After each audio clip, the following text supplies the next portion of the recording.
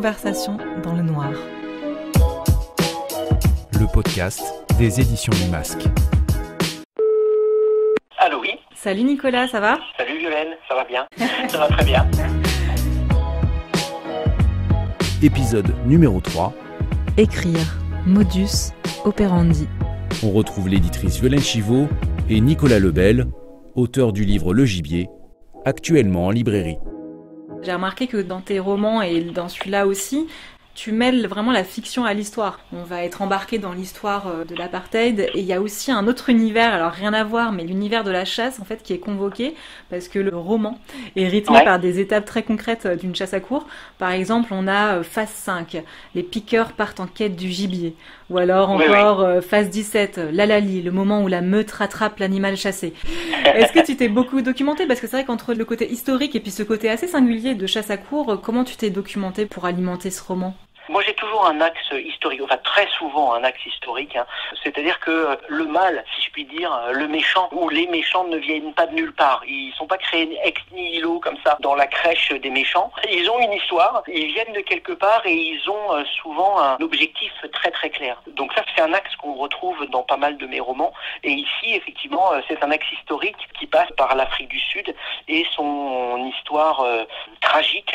En ce qui concerne la documentation, elle est toujours très importante, c'est le ciment de la fiction. Je vais vous raconter une histoire qui n'existe pas, avec des gens qui n'existent pas, mais je vais devoir faire en sorte que vous y croyez. Et pour ça, le mieux, c'est de l'adosser à des événements qui ont vraiment toujours existé. Donc là, je parle un peu cuisine. Plus la documentation sera serrée, juste, profonde, plus le roman sera crédible. À cela s'ajoute le fait que, enseignant un jour, enseignant toujours, si on peut apprendre des choses en se divertissant, lire un bon polar et en même temps apprendre des trucs qui sont vrais, qui existent vraiment, eh bien, pourquoi s'en priver ? C'est un peu la meilleure manière d'apprendre.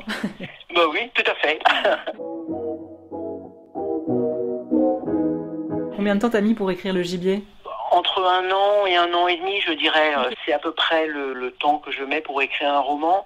Au préalable, on a à peu près... je pense qu'on y réfléchit au moins pendant 1 an, 2 ans avant d'écrire un roman. Okay. Donc, en général, on est en train d'en écrire un autre. Mais déjà, d'autres idées arrivent. Ça ne veut pas dire que ces idées deviendront des romans. Ça veut dire que c'est là et que c'est pas mal. Et c'est celle qui reste et qui continue à faire son chemin et qui continue... à attirer d'autres éléments à elle et à prendre de la matière qui finalement deviennent des romans. Ça veut dire que là, t'es en train de réfléchir au prochain, là ? Là, je suis en train d'écrire le prochain. Ah ouais. Et je suis en train de penser au suivant. Alors, on est dans une période un peu particulière depuis maintenant bientôt 1 an. On va bientôt fêter l'anniversaire du confinement. Oui. Et c'est une période déjà qui a été très difficile pour tous et toutes, mais aussi ça a été parfois productif parce que y a pas mal de personnes se sont essayées à l'écriture. J'ai 2 questions en une. Est-ce que ça t'a freiné dans ta créativité ou pas du tout ? Et quels conseils tu peux donner à des gens justement qui débutent dans l'écriture ?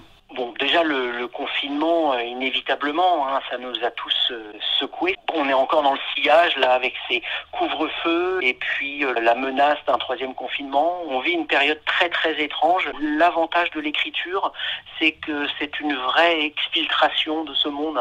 Le temps qu'on passe à écrire des histoires qui se passent ailleurs, dans un monde où personne n'est confiné, où personne n'a de masque, c'est quand même un bon moyen de se barrer d'ici et de penser à autre chose.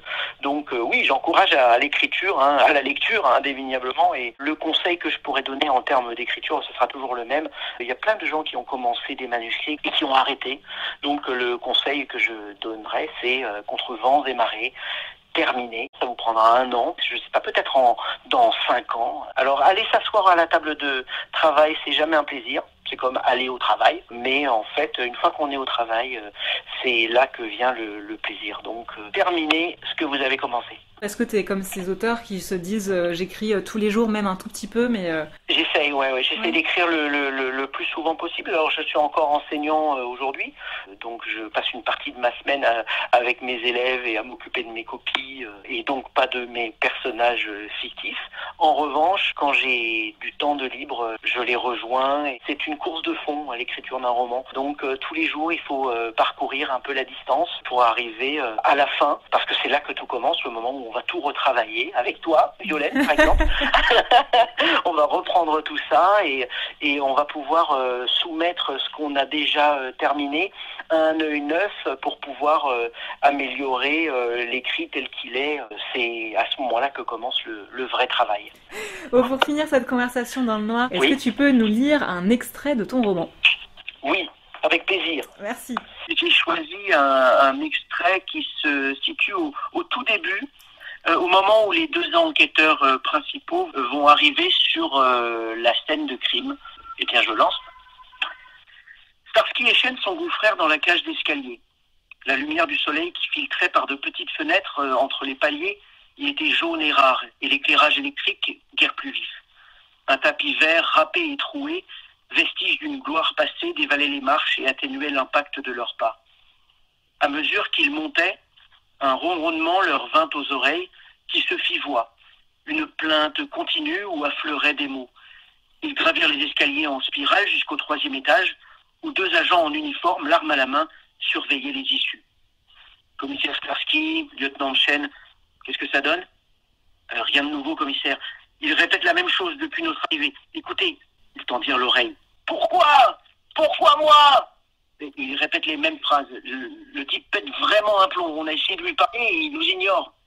Vous m'avez piégé, mais ça suffit, interrompit la voix. Vous avez entendu quelqu'un lui répondre, sentit Starsky ? Non, mais il s'adresse à un autre type. Tout à l'heure, il l'a appelé Tu m'entends, connard ?